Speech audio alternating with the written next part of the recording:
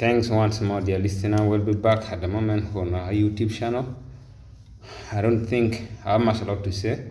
This is now our next episode, whereby we are going to tackle more of peptic ulcer disease and exactly why are you developing peptic ulcer disease. By definition, peptic ulcer disease, it means there is a corrosive burning or sensation or a sore with an inflammation within the esophagus, the chest areas, following inside to the stomach, and then the stomatal wall. If there is an inflammation due to what?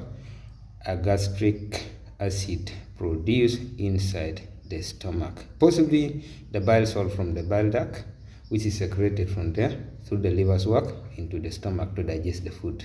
So at that period, or at this periodic time, we are going to tackle peptic ulcer disease. By definition, that is the definition, whereby you find that this is the heart pain or sensational burning or the corrosiveness act, whereby you feel the pain along the esophagus and then the chest areas and then the stomach at large. So why developing peptic ulcer disease? In the actual sense, there are varieties of things that people always do that can call for them peptic ulcer disease.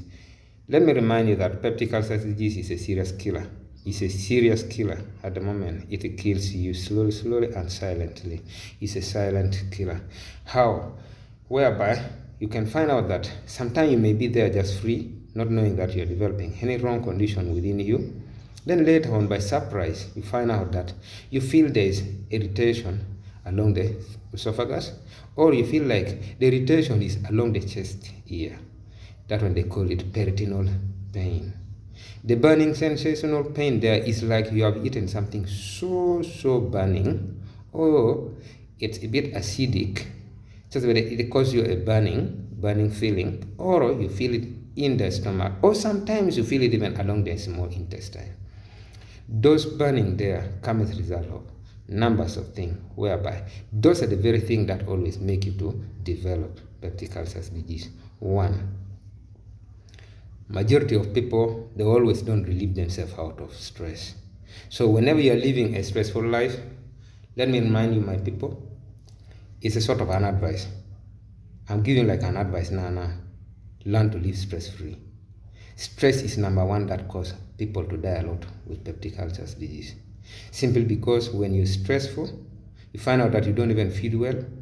Now, since you don't feed well, sometimes it can be like you are an alcoholic, or you consume tobacco, or else, even though that sometimes you are neither of those, not consuming them, but the thing is you don't feed well. So that same bile can still get into the stomach. And being that it is a little bit at a different pH, which is an acidic in its nature, it will give a juice inside the stomach to get mixed up with it and producing nothing instead for it to digest, because it is the one to cause digestion to start.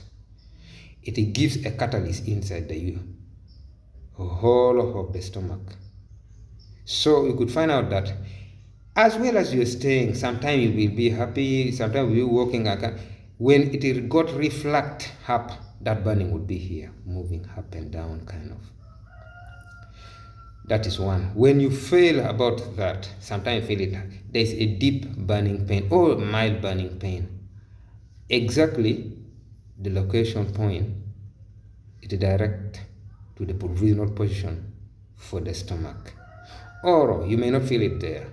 It may go into the smaller intestine. So you feel that burning pain. So number one is stressed.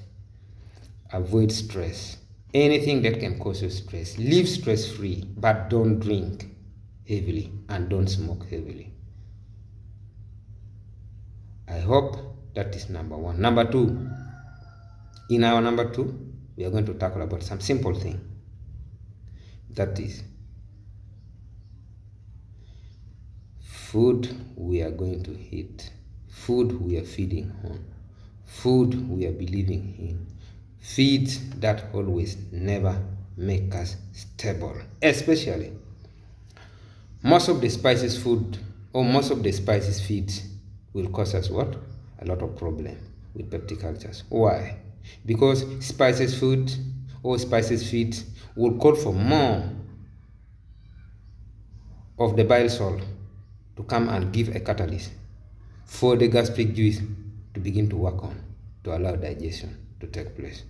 So since the concentration of the bile salt is going to get increased and highly, every time need to be there, every time need to be at a very high quantity or at a very high amount, it will lead us to a lot of pain. So we shall feel still a sensation of pain. The pain that you feel from up here getting down, moving, happening, that one caused because of esophageal reflux. The reflux means when the content of the stomach got shaken and it shifts upward, it will begin to get down. You feel like there is a sort of pain. You feel like the acidic content is moving in a bare, raw, wounded environment or surface. So that pain can give you I don't know even how to explain much. It's really a little bit stretching, cannot be avoided, but it will maintain itself just going on like that for a while. And in case you feel like it is paining you too much, sometimes you can shift to another feet. You can try even to drink water, but cannot help. In most cases, those are the kind of things that always lead people into a second condition that leads to peptic ulcer disease. It means whenever you started experiencing just kind of condition, you have to reduce those kind of feeds, especially the feeds which is a little bit spicy. You understand the spicy feeds. But let me remind you something. When we talk about red peppers doesn't cause you what? A pain or any pain related to peptic ulcer disease, simply because itself will go there and work to replace the bile salt, which is supposed to act like a catalyst. So now, seeing it's there, the brain will sense and say that now I need to reduce on giving in or in dropping my what? My salt, which is from the bile, leaving the environment with only what? A stained, properly cured environment of the stomach, which is surrounded by what? The concentration of the red peppers. So red peppers cannot give you anything wrong. A few then may not be 2 out of 10 people. So it means out of 100, you cannot get 10. It's less than 10. Less than 10 really. That can talk about, it cost me a little bit of peptic ulcer disease and the rest of it. 3, the third point here. Let us adjust onto our toxic medication and then over-the-counter drug. In most cases, in our last episode, we have talked about anti-inflammatories, especially the aspirin, whether it being like local aspirin, whether it being like aspirin for high blood pressure. Be careful with aspirin. It will induce you into peptic ulcers. Be careful with ibuprofen, diclofenac. In other places, I don't know how they call it, but that's, to me, diclofenac is one of them. Any combination of the drug that contain aspirin, ibuprofen, diclofenac, things like indomethacin capsule, things like the Dynapar tablets, and very many people like it seriously. You see, I have a lot of pain, I need very strong painkillers, and they will say that no, take this one. Please, if you are diagnosed by medical personnel and realize that within some specific moment that you're having some bit of sicknesses, you have something that contain you, what EUC could diagnose it properly, in addition to peptic ulcer disease, for a wise medical personnel will try as best as possible to avoid you from this number 3, medication, which is inappropriate. So our third topic next time will come about inappropriate medication, but that one is far out of this one. Therefore, believe me or not, there is no need for you to do with most of the anti-inflammatory. First of all, you are to be diagnosed by medical personnel, and they will interrogate exactly how are you before, then what are the kind of familial disease you are having. Then later on, according to their investigation and then interrogation, they will set appropriate drugs and give you. Now, If our main idea from here now talks about anti-inflammatories, those anti-inflammatories there, never make a decision to go and tackle only yourself.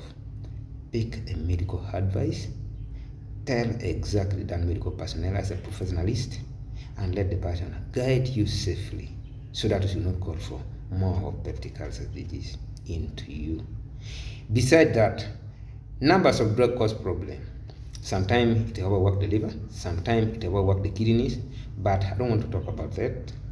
Yet at the moment we are still only for peptic ulcer disease. So within those few areas, if you could tackle number 1, you could tackle number 2, you could tackle number 3, and through the advice from a specialized medical officer, you will be free out of peptic ulcer disease, and later on you are living a very good life. Therefore, what can you do instead whenever you are to be tackled with it? Just kind of condition, which is a bit of calamity alongside a living of today. 1, let it first of all to be investigated properly, and then you should be diagnosed by a medical personnel, and you will be prescribed medication from first line, second line, onward like that. 2, change the lifestyle. Avoid anything that can cause you stress. Number 2, avoid anything that can make you take long without feeding. Number 3, reduce over-the-counter drug and then getting into drug without any interaction with any medical personnel or specialist.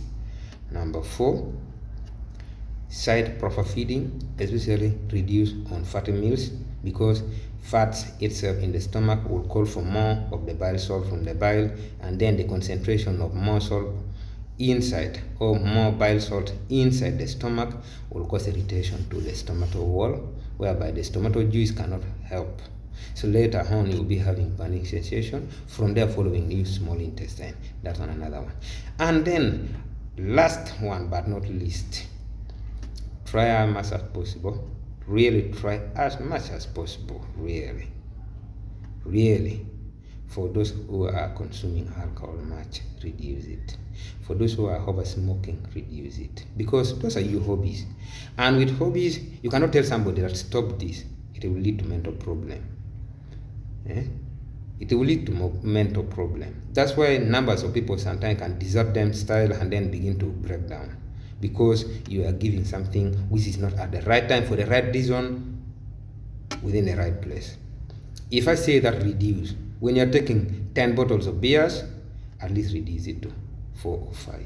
When you always take 20 cigarettes sticks, reduce it to 10 or 8. Just like this. Exactly this is the way I mean. I don't mean anything anyhow, but this is what I can advise you. Then understand that you need really to share with your friends, your colleague, your sibling inside the house.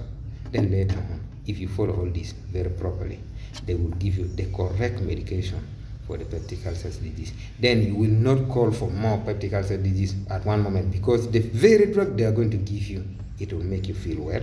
After feeling better, you are no longer going to get problem for the second time. You will remain with the first time, and later on you live free.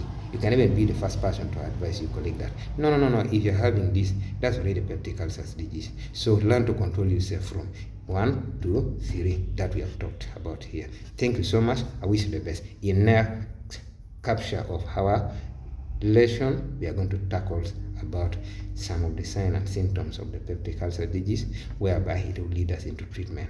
Then therefore, from there we shall tackle a different thing altogether. I wish you the best, and then subscribe for this channel. If you wanted more on health, you comment on the section which is required, and then later on you give a like. I wish you the best. Thank you.